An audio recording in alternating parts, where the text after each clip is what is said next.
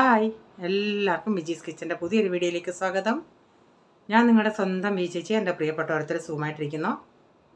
ദൈവകൃപയാൽ ഇവിടെ സുഖമായിട്ടൊക്കെ ഇരിക്കുന്നു. ഇന്നൊരു ദിവസം ദൈവം ദാനമായി തന്ന് അതിന് ദൈവത്തിന് നന്ദി പറയാം. അപ്പോൾ ഇന്നത്തെ വീഡിയോ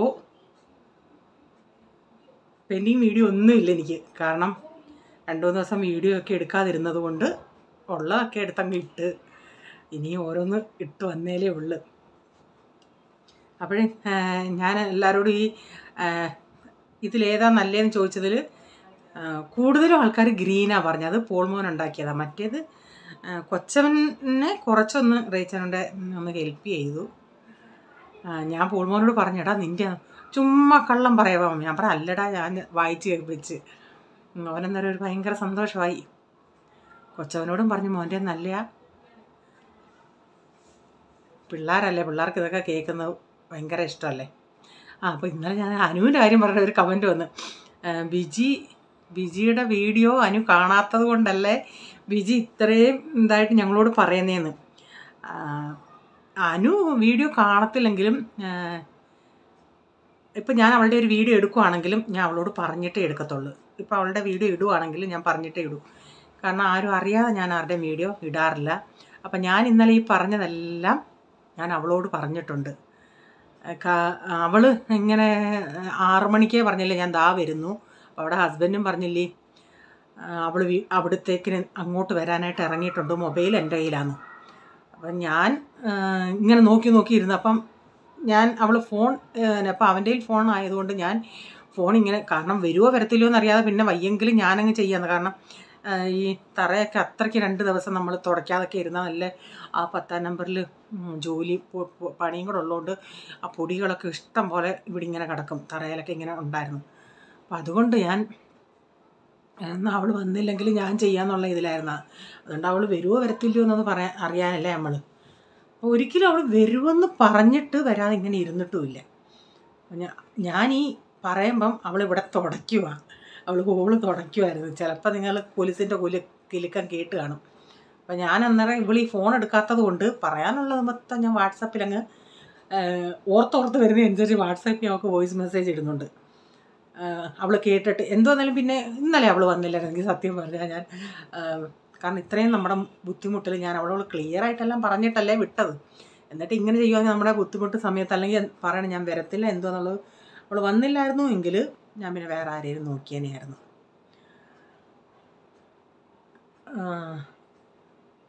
എന്തോ ഞാൻ പറഞ്ഞുകൊണ്ട് വന്നേ. അപ്പോൾ വോയിസ് മെസ്സേജ് അവൾ വന്നപ്പോഴേ സോറി പറഞ്ഞാൽ കയറിയേ. ഞാൻ പറഞ്ഞ നിനക്ക് വയറ് നിറച്ച് ഞാൻ പറയാനുള്ളതെല്ലാം വാട്സപ്പിൽ ഇട്ടിട്ടുണ്ടെന്ന്. പിന്നെ അവളെ ഞാൻ ഇവിടെ വെച്ച് തന്നെ എല്ലാം കേൾപ്പിച്ചിട്ട് പിന്നെ ഡിലേറ്റ് ആക്കി കളഞ്ഞു. അതാ സംഭവം. അല്ല ഞാനല്ലാതെ ഒന്നും ഞാൻ എൻ്റെ കയ്യിൽ നിന്നിട്ട് പറഞ്ഞിട്ടില്ല. ഞാൻ അവളോട് പറഞ്ഞതല്ല. ഞാൻ നുണയും പറഞ്ഞിട്ടില്ല. അല്ല കമൻ്റ് അങ്ങനെ കണ്ടുകൊണ്ട് അനു കണ്ടാലും കണ്ടില്ലെങ്കിൽ ഞാനെല്ലാം അവളോട് പറയും. എടി ഇങ്ങനെയൊക്കെയാണ് സംഭവം, ഞാൻ നിന്നെ ഇങ്ങനെയൊക്കെ പറഞ്ഞെന്നും ഞാൻ പറഞ്ഞു. അല്ല നമ്മളൊരു കാര്യം, ഒരു കള്ളം മറയ്ക്കാൻ വേണ്ടി ഒരു കള്ളം ആദ്യം പറയും. പിന്നെ അത് ഞാൻ പെർഫെക്റ്റ് കള്ളം പറയത്തില്ലെന്നല്ല, ഞാനും കള്ളം പറഞ്ഞിട്ടുണ്ട്. പക്ഷേ ഇതുപോലെ അങ്ങ് കല്ല് വെച്ച കള്ളമൊക്കെ പറഞ്ഞ് നമ്മളെ വയറ്റ് വേദനയായിരുന്നു, ഞാൻ വീട്ടിൽ റെസ്റ്റ് എടുക്കുക എന്നൊക്കെ പറഞ്ഞ ആൾ ഞാൻ ചായ കുടിക്കുമെന്ന് പറഞ്ഞാൽ എനിക്ക് മനസ്സിലായി അത് വീട്ടിലല്ലെന്ന്. ഒരാൾ വീട്ടിൽ ഇരുന്ന് സംസാരിക്കുന്നതും വെളിയിൽ വെച്ച് സംസാരിക്കുന്നതും നമുക്ക് മനസ്സിലാവത്തില്ല. അങ്ങനൊന്നും കള്ളം പറയില്ല കേട്ടോ. വയറ്റിൽ കിടക്കുന്ന സ്വന്തം കുഞ്ഞിന് വയ്യ, അത് എനിക്ക് വയറ്റ് വേദനയാണ്, 6 മാസം 6.5 മാസം കണ്ടായി.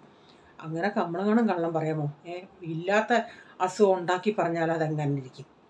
നിസ്സാരം കൊച്ചു കള്ളം എല്ലാവരും പറയും. പറയാതെ ആരും ഈ ലോകത്ത് ജീവിക്കുന്നുണ്ടോ എന്ന് എനിക്ക് അറിയത്തില്ല. ഞാനും പറയും, ഞാൻ എൻ്റെ മക്കളോടും പറയും, കഴിവതും കള്ളം പറയാതിരിക്കുക. ഒരു കള്ളം നിങ്ങൾ എന്തെങ്കിലും പറയാൻ എന്നിട്ട് ഞാൻ എപ്പോഴും പറഞ്ഞേടാ നീ എന്നോട് കള്ളം പറഞ്ഞു, പക്ഷെ മേളിൽ ഇരിക്കുന്ന ഒരാൾ ഇതെല്ലാം കേൾക്കുന്നുണ്ടെന്ന്. അത് നമ്മൾ കഴിവതും നമ്മളാൽ കഴിയുന്നത് നല്ലതായിട്ട് ജീവിക്കാൻ നോക്കാം. എല്ലാവരും പെർഫെക്റ്റ്, ഞാനും പെർഫെക്റ്റ് എന്നല്ല ഞാൻ പറയുന്നത്. കഴിവതും നമുക്ക് പെർഫെക്റ്റ് ആവാൻ നോക്കാം. അപ്പം ഞാൻ പറഞ്ഞു വന്നത്, ഞാൻ അവളുടെ അടുത്തെല്ലാം പറഞ്ഞായിരുന്നു കേട്ടോ, ഞാൻ ഇങ്ങനെയൊക്കെ നിന്നെ പറഞ്ഞു, അതാ ഞാൻ അവൾ എന്നിട്ട് തുടച്ചിട്ട് ഇവിടെ തുണി ഇടാൻ വന്നോണ്ട് ഞാൻ എഡിറ്റ് ചെയ്തുകൊണ്ടിരുന്നപ്പോൾ 8 മണി കഴിഞ്ഞപ്പോഴാണ് ഇവള് വന്നത് ബെല്ലടിച്ചത്. ഞാൻ ഒരിക്കലും ചിന്തിച്ചില്ല ഈ സമയത്ത് വരുമെന്നുള്ളത്. അപ്പം ഞാനിങ്ങനെ ഇതെല്ലാം അടച്ചിട്ടിട്ട് ഇങ്ങനെ അന്നേരം അവൾ ചോദിച്ചു ആൻറ്റി ഈ ഇത്രയും തണുപ്പായിരുന്നപ്പോൾ ആൻറ്റി അതിന് AC ഇട്ടിരിക്കുക. ഞാൻ പറയും ഞാൻ എഡിറ്റിങ് ചെയ്യുമായിരുന്നു, നീ വരുമോ വരത്തില്ലയോ എന്ന് അറിയത്തില്ലല്ലേ. അത് ഇങ്ങോട്ട് കയറി വന്നാണ് ഇങ്ങനെ നമ്മൾ കുറച്ചൊക്കെ ഞാൻ ചായ കുടിച്ചിട്ട് വരാമെന്നൊക്കെ പറഞ്ഞു. അവൾ പറയാം ആൻറ്റി എൻ്റെ കാര്യം അതോ നമ്മളാ നിൻ്റെ കാര്യം തന്നെ പറയുന്നതെന്ന് പറഞ്ഞ്. ഓക്കെ.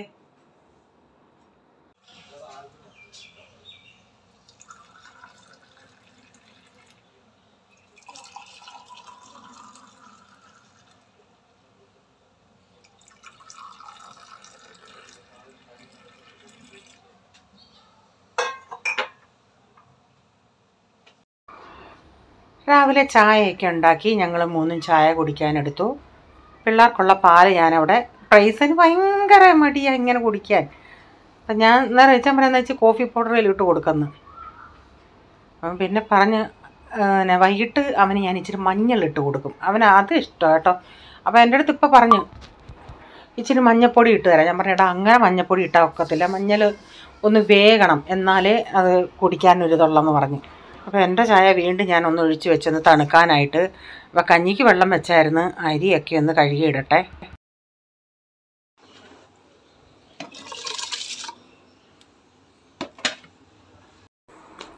തുണികൾ കഴുകാനിട്ട് രാവിലെ അങ്ങ് തുണികൾ കഴുകാനിട്ട് അതൊക്കെ ആയിട്ടുണ്ട്. അപ്പോൾ എല്ലായിടത്തെയും 3 സ്ഥലത്തിടണമല്ലേ. അപ്പോൾ 3 സ്ഥലത്തെയും മാറ്റി മാറ്റി പാർട്ടാക്കിയിട്ട് അവിടെ വിരിക്കാനുള്ളത് അങ്ങ് എടുത്ത് കൊടുക്കും. പിന്നെ ഇടനാഴിയിൽ വിരിക്കണം, പിന്നെ അങ്ങ് വെളിയിൽ വിരിക്കണം. പ്രൈസിന് അങ്ങനെ അവധിയില്ലായിരുന്നു. പ്രൈസിന് 25-ാം തീയതി കഴിഞ്ഞ വർഷമൊക്കെ 25-ാം തീയതി ഡിസംബർ കഴിഞ്ഞ് പിന്നെ 2-ാം തീയതി തുറക്കത്തുള്ളൂ. ഇവർ ക്രിസ്മസിന് ഒരു ദിവസം പോലും അവധി കൊടുത്തില്ല. കോളിന് വന്ന മെസ്സേജാണ് റീച്ചാൻ്റെ മൈൻഡിലിരുന്നത്. പ്രൈസിൻ്റെ 26-27 ദിവസത്തെ ക്ലാസ് പോയി. കാരണം പിന്നെ 30-ാം തീയതി ഉണ്ടായിരുന്നു. ഇനി എനിക്ക് തോന്നുന്നു 1-ാം തീയതി നാളെയും കാണും, 1-ാം തീയതി അവധി കാണത്തുള്ളെന്ന്. അവർ ഈ ഗണപതിക്കൊക്കെ നന്നായിട്ട് അവധി കൊടുത്തു. ഈ ക്രിസ്മസിന് ഒരു ദിവസം പോലും ആ ഒരു ദിവസം കൊടുത്തതേ ഉള്ളൂ.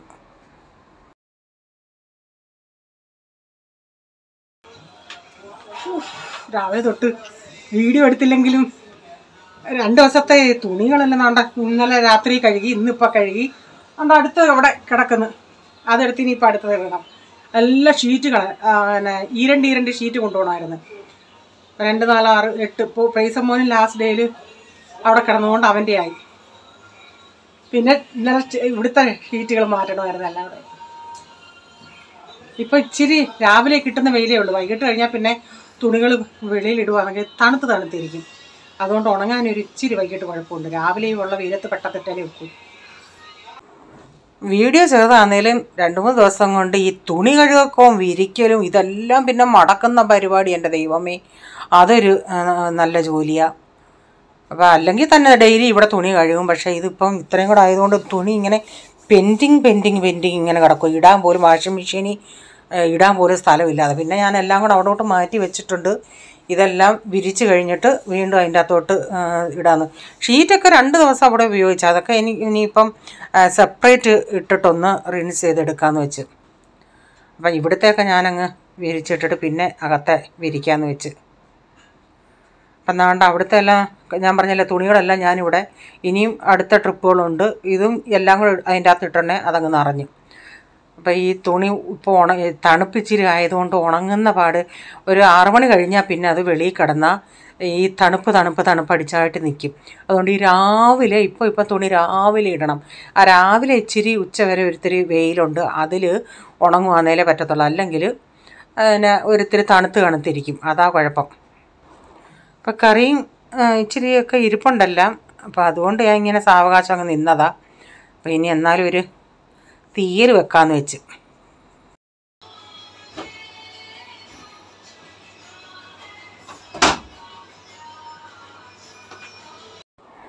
അപ്പം നോക്കിയുണ്ടെ ഇച്ചിരി ചേന ഇരിപ്പുണ്ട്. അപ്പം ഞാൻ ചിന്തിച്ച് ഇച്ചിരി തേങ്ങ വറുത്തതൊക്കെ ഇരിപ്പുണ്ടൊന്ന് ഒരു തീയൽ വെക്കാമെന്ന് വെച്ച്. അതിലേക്ക് ഞാനൊരു ഉരുളൻകിഴങ്ങ് കൂടെ ചേർക്കുന്നുണ്ട്. അപ്പം ചേന ഉരുളൻകിഴങ്ങ് കൂടെ ഒന്ന് അരിഞ്ഞ് അടപ്പത്ത് വെച്ചിട്ടുണ്ടേ. ഇച്ചിരി വെള്ളം വെച്ചാൽ ഒന്ന് വേവിക്കാം. ഇച്ചിരി മഞ്ഞപ്പൊടിയും ഉപ്പ് ഇട്ട് ഇടാൻ മറന്നു. ഒരു 3-4 പച്ചമുളക് കൂടെ കീറിയതിട്ടിട്ടുണ്ടേ. അപ്പം നന്നായി വേവുന്ന ചേനയായിരുന്നു. അപ്പം ചേന ഇതൊന്ന് വെന്തിട്ടുണ്ട്. ഞാൻ അതിൽ നിന്ന് കുറച്ചൊന്ന് ഉടയ്ക്കുന്നുണ്ട്.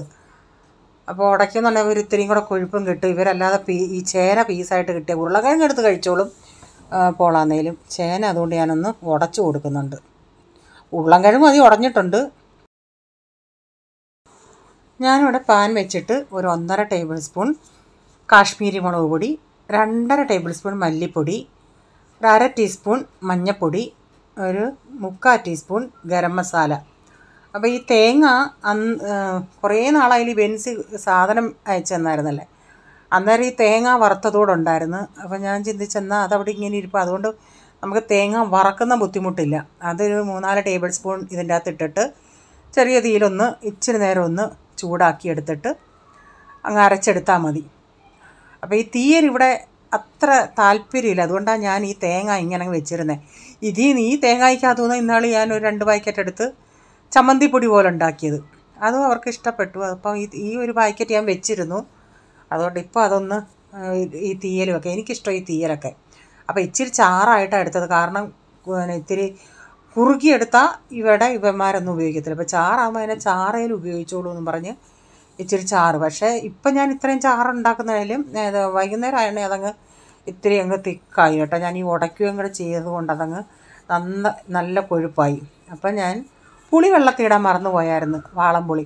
അപ്പോൾ പെട്ടെന്ന് വാളംപുളി ഒന്നും ഇച്ചിരി പിഴിഞ്ഞ് അതുകൂടെ ചേർക്കുന്നുണ്ട്. അതുകൂടെ ഒഴിച്ചുകൊണ്ടാണ് ഇത്രയും വെള്ളമായിപ്പോയത്. അല്ലെങ്കിൽ നേരത്തെ ആ പുളി നമ്മളെടുത്ത് വെച്ചിട്ട് വെക്കുമായിരുന്നെങ്കിൽ ഇത്രയും വെള്ളം കൂടെ വരത്തില്ലായിരുന്നു.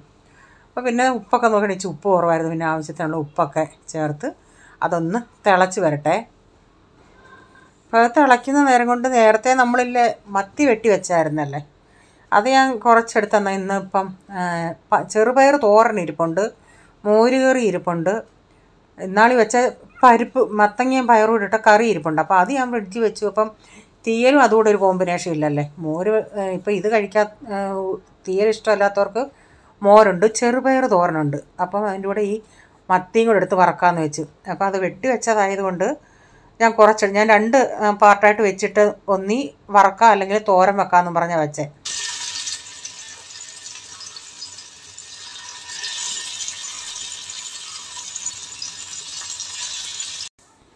അന്ന് വെട്ടി നമ്മളങ്ങനെ വെച്ചത് കൊണ്ട് എളുപ്പം ഇപ്പോൾ എടുത്തെന്ന്. ഞാൻ തോരൻ വെക്കാമെന്ന് പറഞ്ഞാൽ വെട്ടി 2 പാർട്ടാക്കി വെച്ചിരുന്നത്. പക്ഷേ ഇന്നിപ്പോൾ ഇതുണ്ടാകണ ഞാൻ ചിന്തിച്ചെന്നാൽ തീയലും പയറുതോരനും മീൻ വറുത്ത് ഉണക്കമീൻ എടുക്കാമെന്നും പറഞ്ഞാൽ ഇരുന്നേ. അപ്പോൾ ഉണക്കമീൻ പൂർണ്ണവും കൂട്ടത്തില്ല. അപ്പോൾ ഇത് വെട്ടി വെച്ചതുള്ളത് കൊണ്ട് ഇതെടുത്തങ്ങ് ഞാൻ മസാലയൊക്കെ പുരട്ടി കുറച്ച് നേരമായി, ഒരു അരമണിക്കൂറിൽ കൂടുതലായി മസാല പുരട്ടി വെച്ചിട്ട് അതെടുത്ത് വറക്കാമെന്ന് വെച്ച്. കൊച്ചു ചെറുക്കൻ തിന്നത്തില്ല, അവന് പേടിയാണ് ഇത് മുള്ള്. ഇത് നമ്മളെടുത്ത് കൊടുക്കാൻ നിന്നാലും ആ മുള്ള അവന് കിട്ടും, ചെറിയ മീനല്ലേ.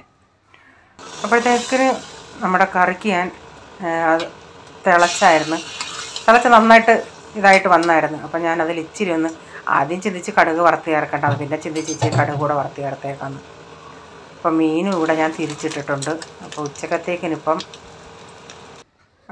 തീയലുണ്ട്, പയറുതോരനുണ്ട്. ഞാൻ പറഞ്ഞില്ലേ ഇപ്പം ചൂടോടായതുകൊണ്ട് ഇത്തിരി ചാറിച്ചിരി ലൂസായിട്ടിരിക്കുക. വൈകുന്നേരം തന്നെ അതങ്ങ് കുറിയായിരുന്നു. അപ്പോൾ ഈ പിള്ളേർ ചാറൊഴിച്ച് കഴിക്കണമെങ്കിൽ കഴിക്കട്ടെന്നും പറഞ്ഞു. അപ്പോൾ പയറുതോരൻ ഞാൻ ഒരു ഇച്ചിരി എടുത്ത് ഓവനിൽ വെച്ച് ചൂടാക്കിയതേ ഉള്ളൂ. കാരണം ബാക്കി വൈകിട്ടത്തേക്കിന് മതിയല്ലേ. അപ്പം മീൻ വറുത്തതൂടെ ഒരു 3-4 പീസ് എടുത്തിട്ടുണ്ട്. അപ്പോൾ ഉച്ചയ്ക്ക് നല്ല അടിപൊളി കോമ്പിനേഷനായിരുന്നു. വൈകുന്നേരം ആയതുകൊണ്ട് പിന്നെ ഒരു ചായയൊക്കെ ഒന്ന് കുടിക്കാമെന്ന് വെച്ച്. ഇന്നത്തെ വീഡിയോയിലെ വിശേഷം ഇതൊക്കെയായിരുന്നു. നിങ്ങൾക്ക് വീഡിയോ അല്പമെങ്കിലും ഇഷ്ടമായെങ്കിൽ നിങ്ങൾ ലൈക്ക് ചെയ്യണേ. അതുപോലെ നിങ്ങളുടെ അഭിപ്രായം കമൻറ്റിൽ കൂടെ അറിയിക്കണേ. സബ്സ്ക്രൈബ് ചെയ്യാതെ ആരും കാണുന്നുണ്ടെങ്കിൽ വീഡിയോ ഇഷ്ടമായി വീണ്ടും ഈ ചാനൽ കാണണമെന്ന് ആഗ്രഹമുണ്ടെങ്കിൽ ഒന്ന് സബ്സ്ക്രൈബ് ചെയ്തിട്ട് ബെല്ലൈക്ക് ബട്ടണോടെ പ്രസ് ചെയ്യുകയാണെങ്കിൽ ഓളം എന്നൊരു ഓപ്ഷൻ വരും.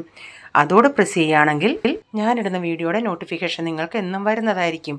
ഇനി ഒരു പുതിയ വീഡിയോയുമായി വരും വരെ bye. God bless you all. Thank you. Take care. Bye. See U.